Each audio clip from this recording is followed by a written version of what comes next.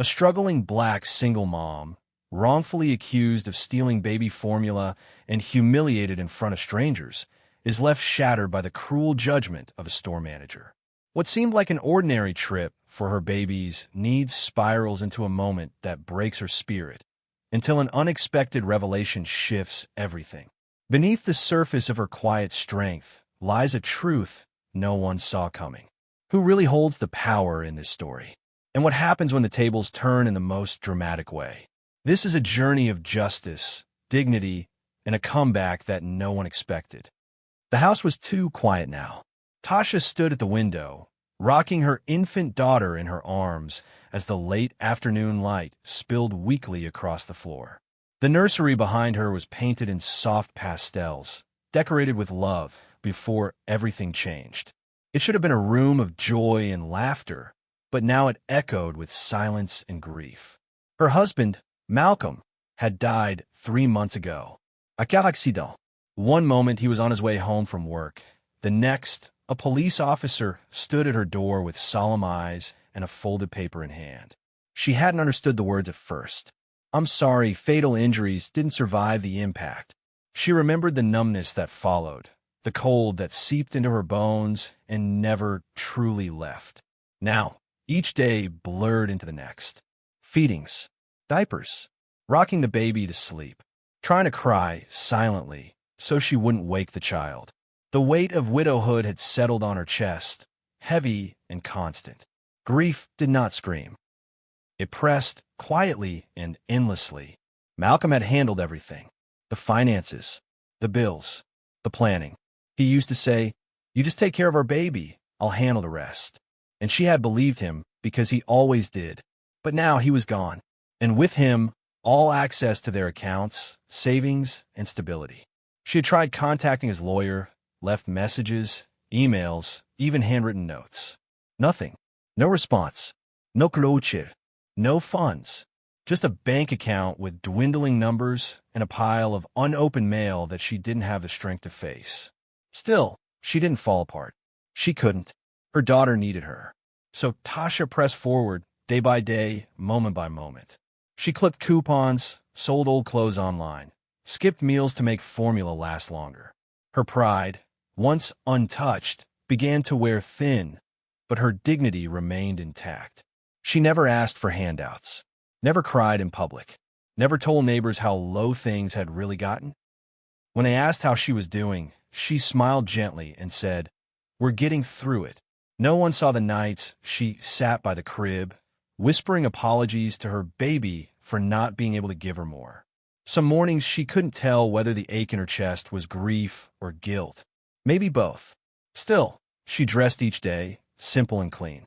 She tied her curls into a bun, wiped her tears before stepping out, and wrapped her daughter close to her heart. But the loneliness was unbearable at times. Grocery runs became moments of internal panic. She'd count the coins in her purse 3 times before leaving the house, scan every price tag like it might change if she stared long enough. Baby formula had become a luxury, every kind a reminder of how fragile their situation was. And yet, through it all, Tasha never begged, never shouted, never broke down in the middle of the store, even when her knees trembled and her throat burned from holding it all in. She held herself together with threads of hope, the kind woven in quiet resilience and the fierce love only a mother could understand. The world did not see the woman who rose at 3 a.m. to soothe her baby's cries, who rocked her back to sleep with lullabies sung through tears. The world did not see her walk to the grocery store in worn shoes, praying that the little she had would be enough. It only saw what it wanted to see, a tired black woman with a baby and no husband. No one asked about the story. No one asked what she had lost or what she was fighting to keep. But she walked anyway, not because she had the strength, but because she had no choice. This was the fall, not of a woman broken, but of a woman who refused to let grief steal what little she had left. Her name was Tasha, and even in sorrow, she stood. Tasha stepped out into the cold afternoon, the wind pressing against her like an unkind reminder of everything she lacked. She tightened the blanket around her baby and adjusted the strap of the worn diaper bag on her shoulder. Her boots were scuffed and thin-soled, offering little protection against the cracked sidewalk.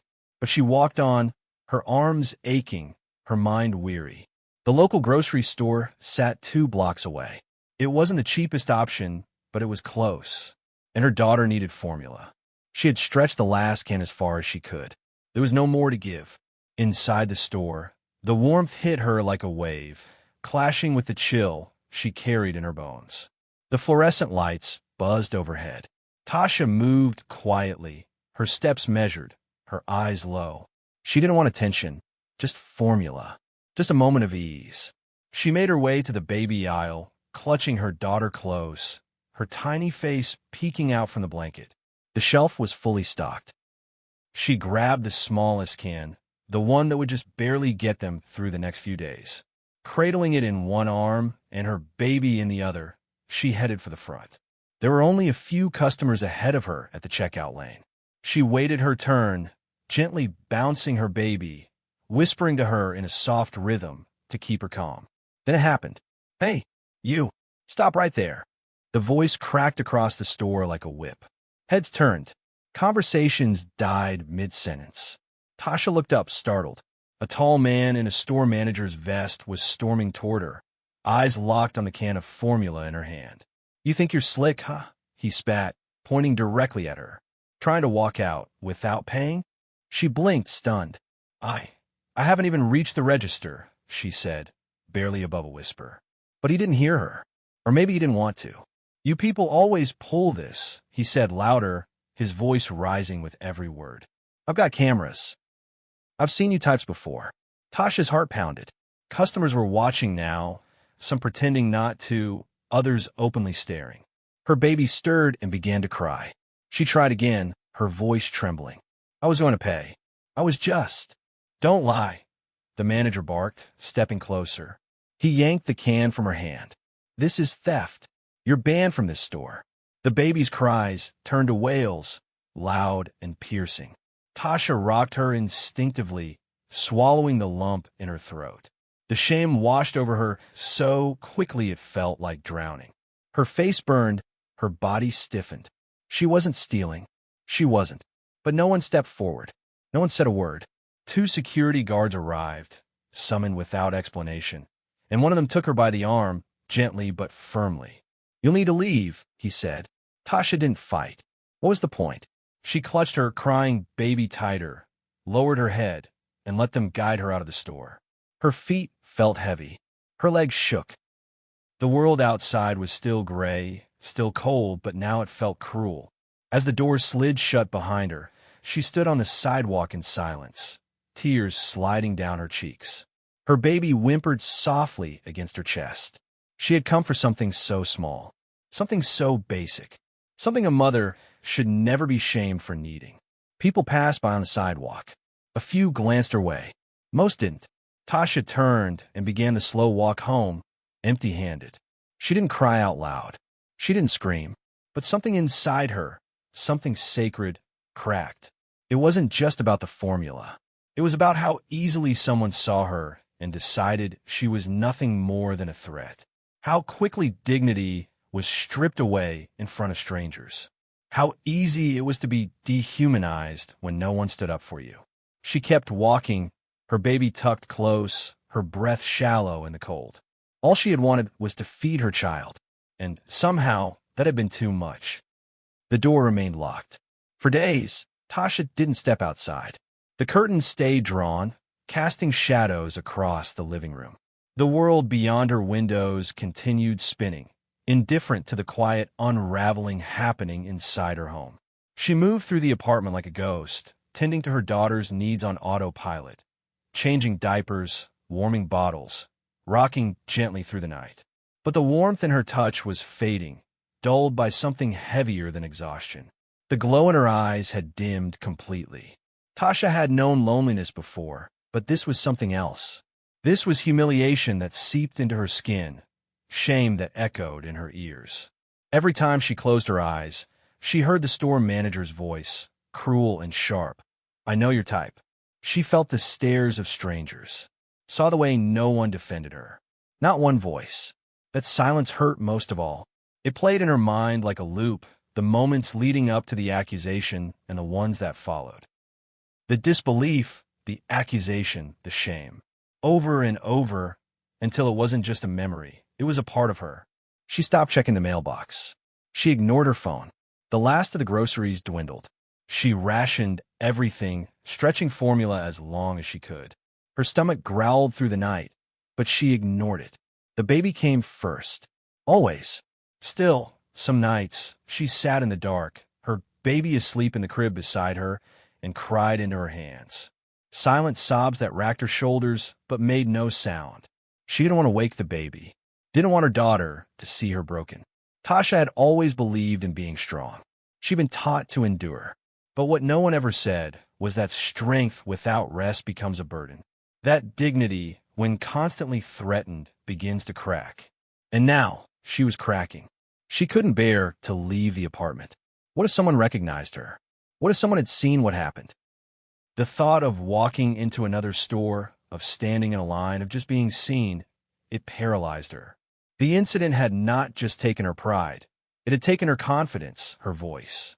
It had isolated her more than grief ever could. Each morning, she would try.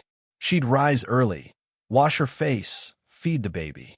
She'd tell herself, today I'll go outside. Today I'll try again. But her feet never moved toward the door. Her hand never touched the knob. Instead, she sat in silence. A silence so loud it swallowed her thoughts whole. Her daughter babbled and reached for her with tiny fingers. That was the only light in her day, the baby's innocence, untouched by the ugliness of the world. Sometimes Tasha whispered to her, "You won't go through this. I promise you'll never be made to feel like I did." But she didn't know how to keep that promise yet. She barely recognized herself anymore. Neighbors knocked from time to time. A church volunteer left a flyer at her door. But she didn't answer. She didn't want pity, didn't want to explain. How do you put humiliation into words? How do you describe the way someone's judgment can make you question your worth? The world outside kept turning. Cars passed by, people laughed on sidewalks, groceries got bought without incident. But inside her apartment, time stood still. She was stuck in that moment, in that store, in that accusation, alone with her silence and her shame. The knock was soft, hesitant, almost unsure. Tasha hesitated at the sound. It had been weeks since anyone had come to her door, and even longer since she'd answered it. Her world had grown so small, reduced to four walls and quiet suffering. But something about that knock pulled her from the couch. She tucked her baby close in her arm and approached the door cautiously. When she opened it, a thin man stood on the other side, bundled in a wool coat, his face older than she remembered. Gray dusted his temples, and he held a leather briefcase that looked nearly as tired as she felt. "Tasha," he asked gently. She nodded, guarded.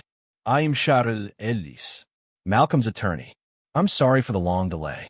I've been recovering from surgery. Wasn't sure I'd even make it to see you. But I'm here now, and I have something for you." Tasha blinked. The name rang a distant bell, one Malcolm had mentioned once or twice, but nothing ever felt urgent at the time. She stepped aside and motioned for him to enter. The apartment was dim, quiet except for the soft hum of her baby's breathing. He took a seat at her kitchen table and placed the briefcase down with care, as if it held something sacred. "I know this is sudden," he began, "and I deeply regret not getting to you sooner. But before your husband passed, he made very clear arrangements. He wanted to make sure you and the baby would be taken care of fully." Tasha stared, her eyes searching his face. "What do you mean?" Charles opened the briefcase and pulled out a bound folder, thick with legal documents and notarized pages. "Malcolm left everything to you," he said. "All assets, all properties, every business under his name." Her brows furrowed. "Business?" He nodded. Yes, Malcolm was a very private man, but he was also a smart investor. He owned multiple businesses, real estate ventures, small tech holdings, and most significantly, a chain of local grocery stores. Tasha sat back slowly, stunned into silence. She'd known he was reliable, responsible. He had always said, "Don't worry about money. I got us." And she believed him. But he never showed off, never bought flashy things. Their life had been modest, comfortable, but never extravagant. It never occurred to her that he owned businesses. "Are you sure?" she asked, her voice barely above a whisper. Charles smiled faintly. "Positive. Everything is in your name now. The paperwork is all here." He left a trust for the baby as well. He prepared for everything except dying so soon. Tasha's eyes blurred with sudden tears, not of sadness, but disbelief. For weeks, she'd felt abandoned, lost, destitute. But all this time, Malcolm had left her not with struggle, but with legacy. She reached for the folder, hands trembling as she opened it. Line after line, her name sat neatly above legal clauses and company logos. She flipped carefully, still in a daze, until one page caught her attention.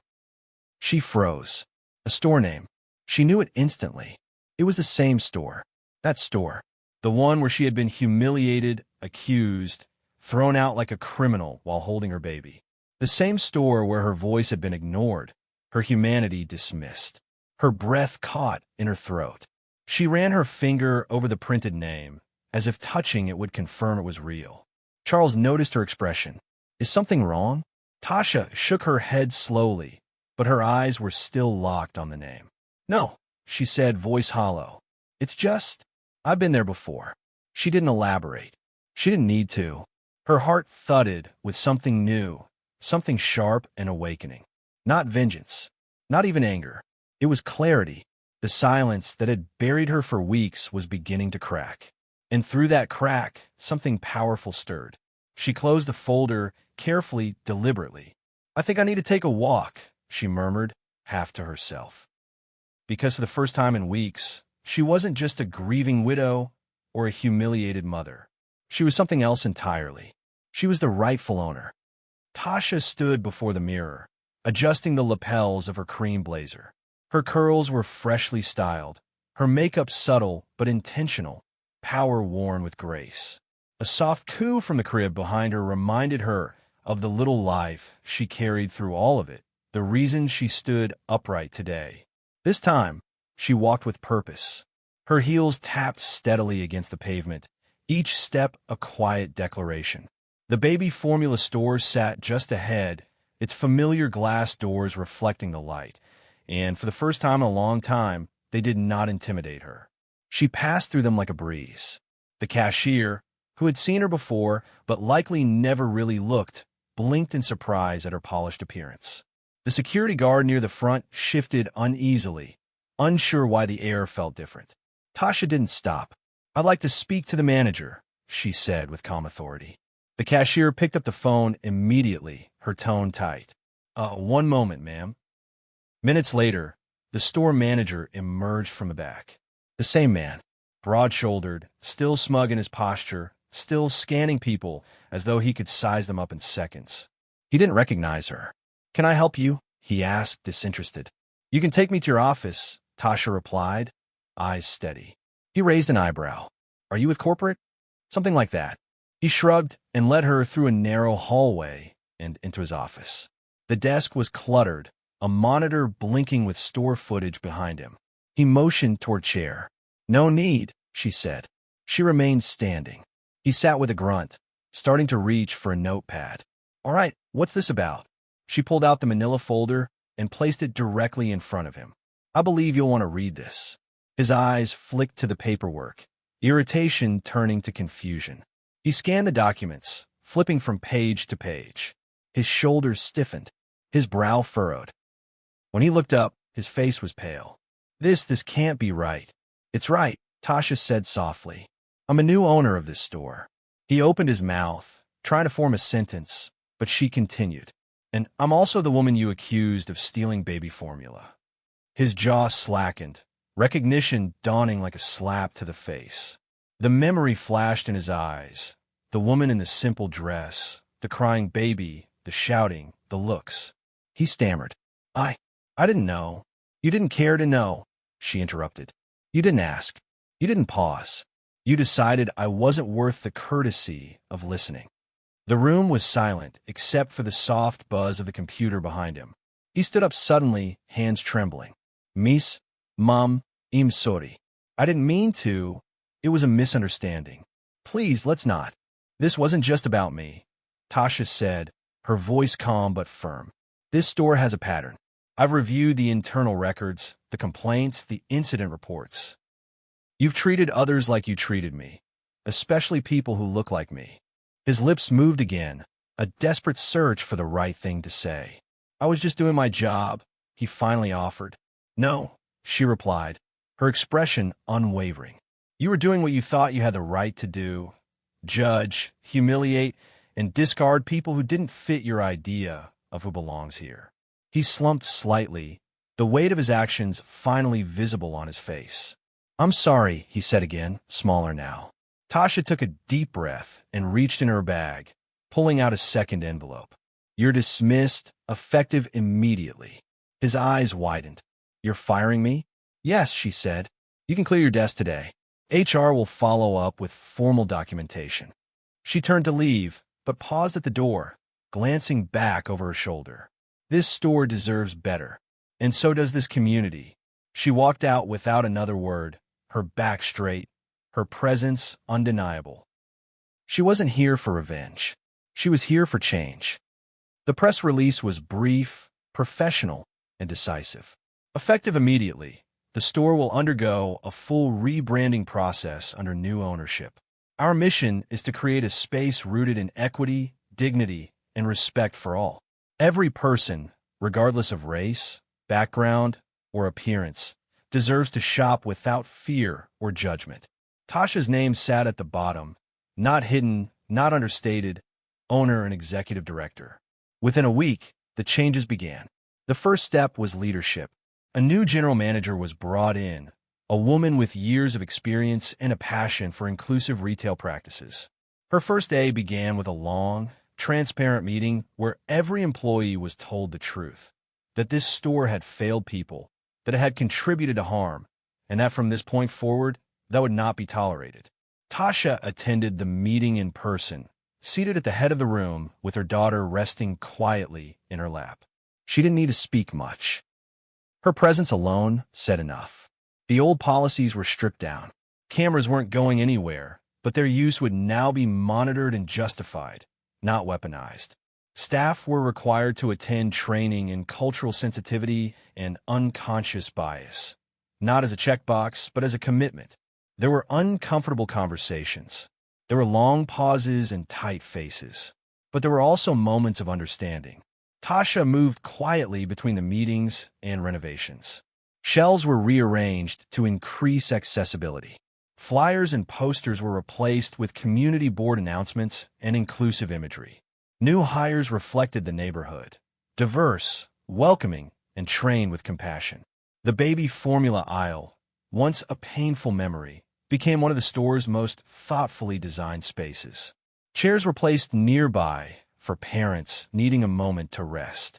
A small shelf offered free samples donated by local organizations. The sign above it read, "Every parent deserves dignity."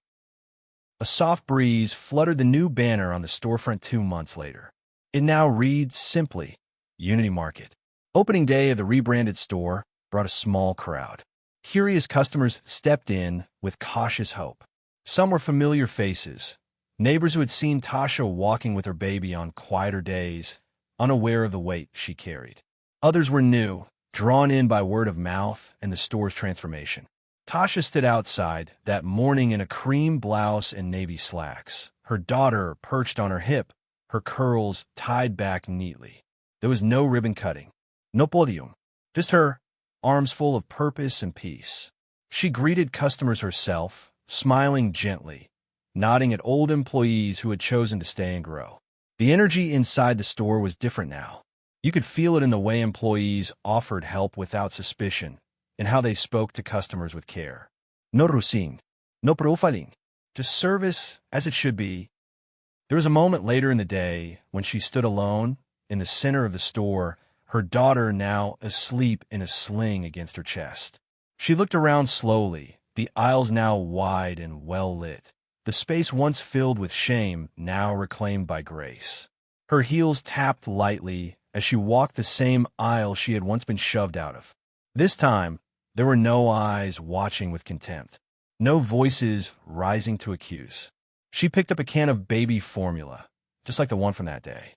She held it, not out of necessity, but as a reminder of how far she'd come, of what she'd survived, of what she'd rebuilt. She placed it gently back on the shelf and kept walking, past the registers, past the memory. Tasha was not just in the store. She was of it. No longer a woman burdened by shame, but a mother, a leader, and a force of change. The store hadn't broken her. She had rebuilt it into something worthy of the community it served. If this story touched your heart, like, share, subscribe, and turn on the notification bell for more powerful, soul-touching stories that restore faith in humanity.